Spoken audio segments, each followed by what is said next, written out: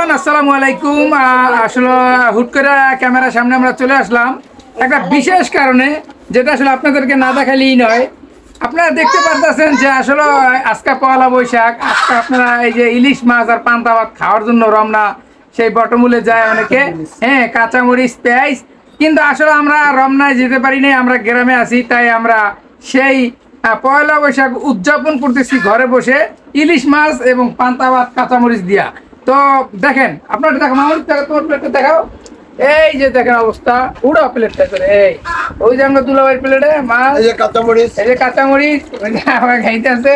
সোহানের মাথা গরম, ঠিক আছে, মাথা গরম করে দিতেছে। এই আর এই অবস্থা। তো বন্ধুরা, ব্যাক ক্যামেরা দিয়ে আপনাদেরকে আমাদের আজকাল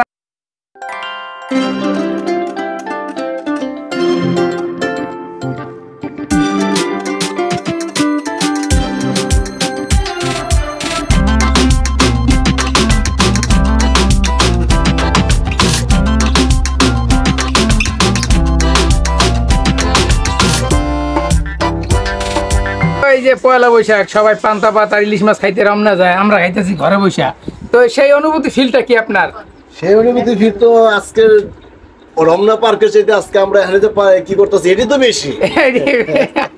আচ্ছা, ধন্যবাদ। আপনার কিছু বলা আছে কিনা? আপনারা বেড়াইতে আইসা লাস্টে পান্তা ভাত খাইতেছেন,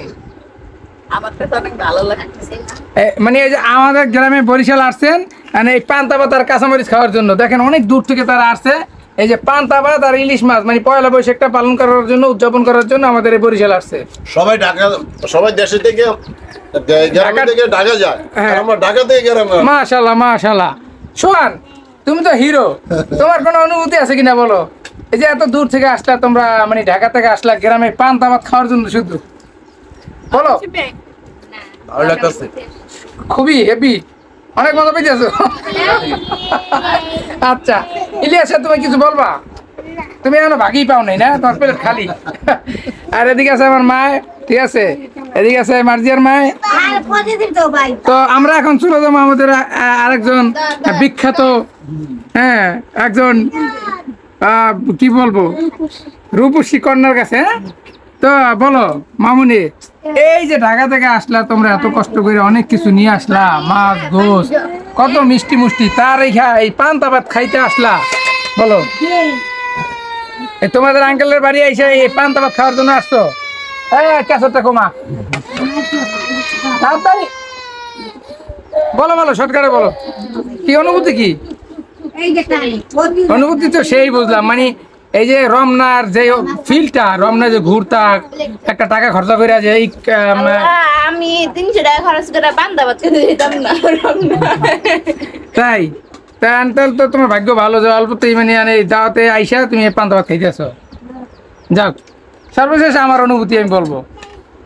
ভাই কি বলবো অনুভূতির কথা, মানে অমায়িক অমায়িক।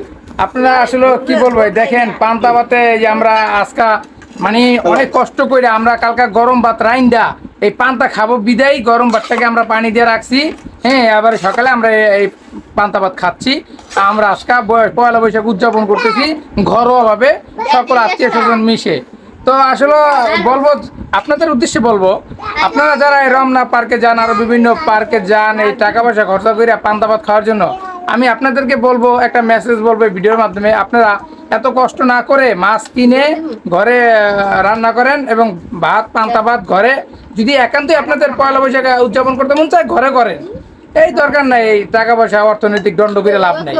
তো ঠিক আছে, আমাদের ভিডিওটি কেমন লাগছে, ভালো লাগলে অবশ্যই কমেন্ট বক্সে আপনাদের গুরুত্বপূর্ণ মতামত ব্যক্ত করবেন।